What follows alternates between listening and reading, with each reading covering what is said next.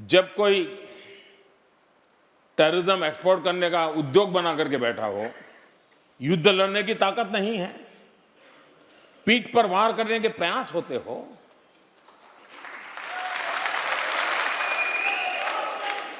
तो ये मोदी है। उसी भाषा में जवाब देना जानता है।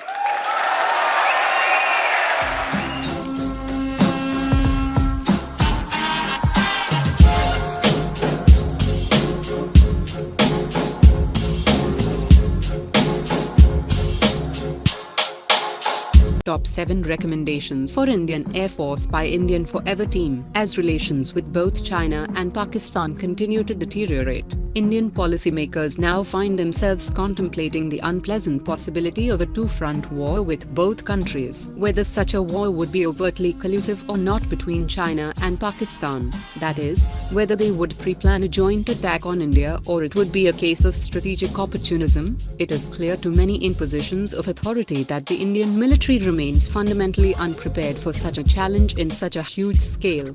China continues to rapidly modernize as well as numerically increase its military through significant increases in defense spending, and Indian military preparedness flounders. A two-front war could start against India in three different ways. Firstly, Pakistan takes advantage of an India-China conflict. Secondly, China engages in strategic opportunism in an India-Pakistan conventional military engagement.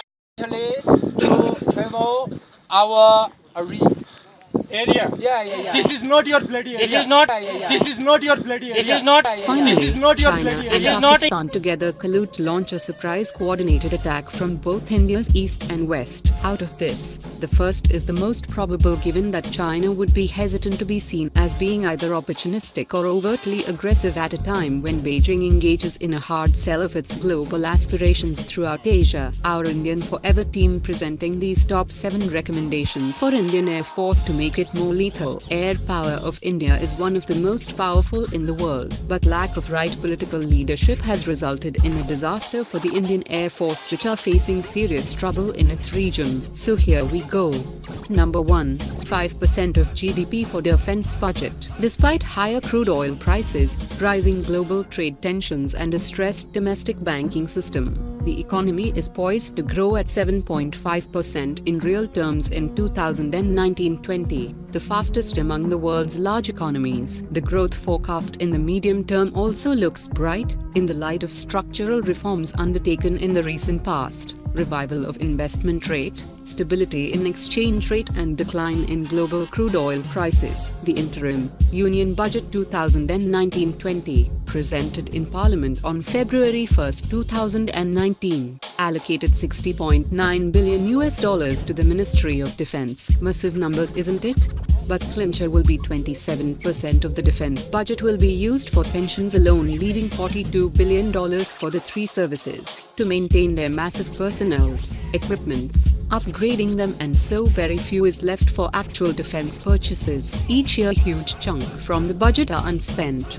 Due to the hectic selection process by MOD India, thanks to Congress for their scandals and corruptions in defense deals, India has to bite the bullet and allocate 2% of its GDP for procurement of new equipments replacing its Soviet-era systems, at least for the next 5 years, after which India can revert back to its current moderate spending. This will not only boost firepower of India intensively, but it will also reduce the maintaining cost overall and also improve availability of its weapon systems when needed. Number 2. Strategic bombers. Lacking strategic vision, the Indian Air Force remains content to operate at the theater level, but perhaps the fearsome cold warrior from Russia can help change that mindset. The Indian Air Force has a variety of specialized fighters, ground attack jets and multi-role aircraft in its fleet, but a strategic bomber has never figured in its war plans. India as a huge nation with superpower aspirant need to start looking at power projection to sustain, but there are few defense expert communities who say that bombers are used to bomb enemies' strategic positions which are far away from air bases. Attack aircrafts can also bomb target but they are not long range and carry less payload. Thus bombers are used, as they have long range and also can carry heavy payload. The Defense Ministry's opinion was that since India's main rivals Pakistan and China are not far away, so India does not need long-range bombers and multi-role fighters which are enough for bombing missions. But they all should understand IAF's innovative use of transporters as heavy bombers in Indo-Pak conflict must be a befitting reply to these experts. The innovative idea was encouraged by the then Chief of the Air Staff, Air Chief Marshal Arjun Singh. The aircraft was configured to carry 28 to 36 500-pounders for carpet bombing, and the day the war broke out with the Pakistani attack on December 3, 1971, 6 aircraft of the 44 Squadron led by the commander himself bombed Pakistan Army's Changamango ammunition depot in the forests for 2 days. Like an aircraft carriers for the Navy, strategic bombers are used for power projection of an country. America, the world's only superpower which projects its power with guided missile, nuclear submarine, aircraft carriers, strategic bombers. Just keeping any one of these assets near to a country will send a clear message. US want to send. Used it many times to compel an adversary to accept peace and toe the line or suffer. According to the Russian wire service Interfax, that could change as India's Ministry of Defense has reportedly sought to buy 4 Tupolev Tu-22 M3 maritime strike bombers from Russia. They never did. Tupolev Tu-160 strategic bomber can do the wonders for Indian Air Force global posture. China has 120 bombers in its fleet. We must understand that these are costly machines used as carrot and stick diplomacy. Like aircraft carrier, these must be added to Indian Air Force. India might have to depend upon Russia, as I don't think anyone has such effective bombers other than Russia. US hesitate to sell us even their drones, let alone bombers. It's their trump card for global game of poker, so think about it. Modi ji. Number 3. 40 more new Sukhoi 30 Mki and Super Sukhoi upgrades. With the indigenous light combat aircraft Tejas slow to get acceptance, the 272 Su-30 Mki fighter jets will continue to be the backbone of IAF. For the next decade, the progressive upgrade of its existing fleet of Su-30 Mkis is now assuming importance given the IAF dwindling fighter fleet. It has 32 fighter squadrons against a requirement of 42 squadrons. In 2010, the IAF issued request for proposals for the midlife upgrade of 84 units of its Su-30 Mkis into the Super 30 configuration, featuring active electronically steered AESA radars, new mission computers, updated engines and avionics. State-owned airframe Hindustan Aeronautics (HAL) is aggressively pursuing the lead role for the upgrade program as it continues to produce the aircraft under license. But nothing has been done on this front, as HAL completely failed at this crucial front as well. Secondly, the upgrade program involves the integration of 5 new missiles and the fitting of Russian, Western and indigenously developed systems. The major upgrades are related to the radar, weapon control system, mission computer, and communications suite. It is a very important project considering Indian Air Force AF's evolving requirement to boost air power when the possibility of a two-front war cannot be ruled out, an Indian government official said. The retrofitting of the aircraft is expected to be completed by 2020. As of now, only 2 Su-30 Mki fighters of EF have been modified to fire the new 2.5-ton supersonic air-to-surface cruise missile. Due to the size and weight of the BrahMos A, each Su-30 Mki can only carry 1 missile in a transport launch canister. 40 of these Sukhois will be put on very important bombing missions rather than for air superiority mission, as several points has to be strengthened to carry heavy missile like BrahMos. A top Russian official said Russia and India were negotiating a deal for an additional batch of 18 Su-30 Mki fighters, but we advise Indian Air Force to go for 40 Sukhois in total instead of just 18 jets. This helped India to have more asserts on its disposal, targeting China for superiority missions for newly built developed Andaman Nicobar Island. 18 jets to 40 jets will make more sense that too when you need numbers on your side. Number 4. 18 more Rafale. Indian Air Force quietly making preparations to welcome Rafale jets. A number of Indian Air Force teams have already visited France to help Dassault Aviation, the manufacturer of Rafale, incorporate India-specific enhancements on board the fighter aircraft. During an official visit to France in April 2015, Indian Prime Minister Modi announced that India would acquire 36 fully built Rafales, citing critical operational necessity. India had inked an intergovernmental agreement with France in September 2016 for procurement of 36 Rafale fighter jets at a cost of around 58,000 rupees crore. The delivery of the jets, capable of carrying a range of potent weapons and missiles, is scheduled to begin from September this year. The Rafale jets will come with various India-specific modifications, including Israeli helmet-mounted displays, radar warning receivers, low-band jammers, 10-hour flight data recording, infrared search and tracking systems, among others. Rafale are multi-role jets that India can utilize in whatever role it wants. Modifying a fighter for the nuclear strike role is not a complicated process. Indian Air Force logistical nightmare, by necessitating the creation of new infrastructure for testing, training and maintenance of yet another aircraft. So Indian MOD must stick with Rafale for its new 114 fighter jet deal, or at least go for another 18 by using follow-on provision as per the deal already signed, along with upgraded Mirage 2000, which are bound to get Meteor, the next generation of beyond visual range air-to-air missile system designed to revolutionize air-to-air combat in the 21st century, will give India a massive advantage over China and Pakistan in future air combat roles. Number 5. F-18 for 114 new fighter jet deal. As we mentioned already, importance of Rafale deal and follow-on 18 more jets will have huge impact on India's major power projection. Another deal in the making is the new 114 fighter deal, which is aimed at low-cost, low-maintenance fleet of jet as a stopgap choice of the IAF's depleting fleet strength. This deal is very important and have multiple angles to it for its selection process. Firstly, as explained, will be used as stopgap jets before Tejas Mk1A, Tejas Mk2 and AMC get operationalized into IAF inventory. Another aspect looked into will be the carrier jet requirements by Indian Navy for its future IAC, a 60,000-ton aircraft carrier being built in India. Boeing holds talks with HAL and MDS on FA-18 Super Hornet Make in India plan. The combat-proven FA-18 Super Hornet fighter aircraft delivers cutting-edge, next-generation multi-role strike fighter capability, outdistancing current and emerging threats well into the future. A true multi-role aircraft, the FA-18 Super Hornet is able to perform virtually every mission in the tactical spectrum, including air superiority, day and night strike with precision-guided weapons, fighter escort, close air support, suppression of enemy air defense, maritime strike, reconnaissance, forward air control and buddy refueling.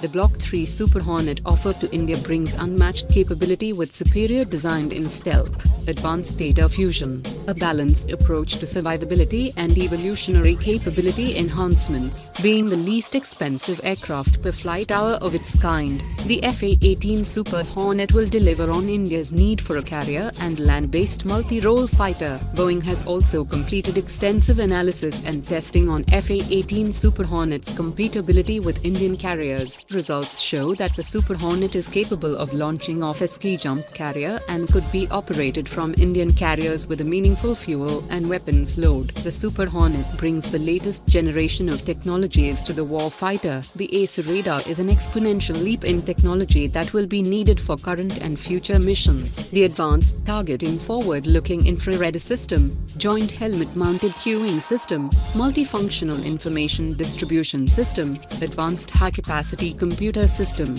and state-of-the-art cockpit provides the warfighter with intuitive situational awareness and capability now and far into the future. So we believe India should choose F-18 variants for both Navy and Air Force with their newly improved stealth characteristics and improved maintainability. Cheaper cost of buying and operation will benefit India in the longer run, only if US are ready for full TOT on latest technologies, as trusting Americans will be a huge and biggest mistakes for India. If Navy choose Rafale, then I don't think Indian Air Force will go with F-18s, as Rafale will be their first choice, but it's a costly fighter jets. Number 6. 16 Airborne Early Warning and Control System for Indian Air Force. An airborne early warning and control system is an airborne radar picket system designed to detect aircraft, ships and vehicles at long ranges and perform command and control of the battle space in an air engagement by directing fighter and attack aircraft strikes. UNC units are also used to carry out surveillance, including overground targets, and frequently perform C2BM, command and control. Battle management functions similar to an air traffic controller given military command over other forces. When used at altitude, the radar on the aircraft allows the operators to detect and track targets and distinguish between friendly and hostile aircraft much farther away than a similar ground-based radar. As you heard, it thus is very important for any operations, major or minor, which India lagging behind even Pakistan's Air Force. Pakistan operates 8 UACs. China operates swooping 17 plus. India, with such a huge landmass and vast airspace to cover, and also facing 2 nuclear states as its eminent threats, operates only 6 alone. If some of them were taken down by Chinese BVR, Indian Air Force will be blind, or at least must rely on ground radars which are generations behind UACs. Our recommendation could be to acquire at least 16 Airborne Early Warning and Control System, which will be the best investment India has ever made. Such a critical capabilities is a must for a nation like India. Number 7. 32 Tejas per year supply line and export package. The HAL Tejas is an Indian single-engine, delta-wing, multi-role light fighter designed by the Aeronautical Development Agency (ADA) and Hindustan Aeronautics Limited (HAL) for the Indian Air Force and Indian Navy. Tejas Light Combat Aircraft (LCA) program has made significant progress of late, with the Mk1 variant being officially granted final operational clearance (FOC) on February 20, 2019, and its production picking up pace at Hindustan Aeronautics Limited (HAL). 7 of the 13 initial operational clearance (IOC) standard Tejas Mk1 already in service with number 45 Squadron, or the Flying Daggers of the Indian Air Force (IAF), were handed over in the last 11 months alone. The remaining 3 IOC standard single-seater aircraft meant for the Flying Daggers are slated to join the squadron by the end of April 2019. The Tejas Mk1 is now also a regular at IAF air exercises, raking up high-range scores and generally winning the confidence of its users. As such, the focus has now shifted to the development and production of the Tejas Mk1A variant, since India's Defence Acquisition Council has accorded approval for the acquisition of 83 units of the type by the IAF. Also, Mk2 variants of Tejas is also under development. Our recommendation could be to increase the production rate from 16 to 32 per year to accommodate all the orders within 6-7 years of the time frame. And we also recommend India to provide Tejas package to South China Sea countries. For example, India can offer soft loans to these countries surrounding China for 300 Tejas units fitted with Indian and rest of the world equipment as per the country's need as a package. This will immensely improve Tejas developments for the future, also reduce the cost even further, making its new F-16 for Asia by Asia concept. There are many countries in the world which are operating older generations jets who are looking for second-hand F-16 or Mirage fighter jets. Tejas can be offered to them, but for that India must have enough production facilities to meet their needs. If India itself can't fulfill its requirements, how can it offer this platform to others? India must stop this habit of making everything cheaper as possible, because India in 2019 is the world's second largest importer of weapon system while spending heavy cash on these expensive imported toys. India still spend very less on its R&D for its defense needs. Very big loophole in its strategy for dominance in Asia plan. An importer of weapon cannot sustain a war with giants like China. 24 supply line for India and at least 8 per year supply line for export will make Tejas a huge success. Our Indian Forever team came to the conclusion that these 7 factors are very important for India and Indian Air Force to achieve its full potential. Two-front war is not a joke and should not be taken lightly. India should behave and spend like a superpower to make it stand very clear to China that India will destroy them if Chinese want to flank us from the east during Indo-Pak conflict. For that, India first be equipped and be prepared. Thank you for watching our video. See you soon in another informative video. Signing off for now. Goodbye.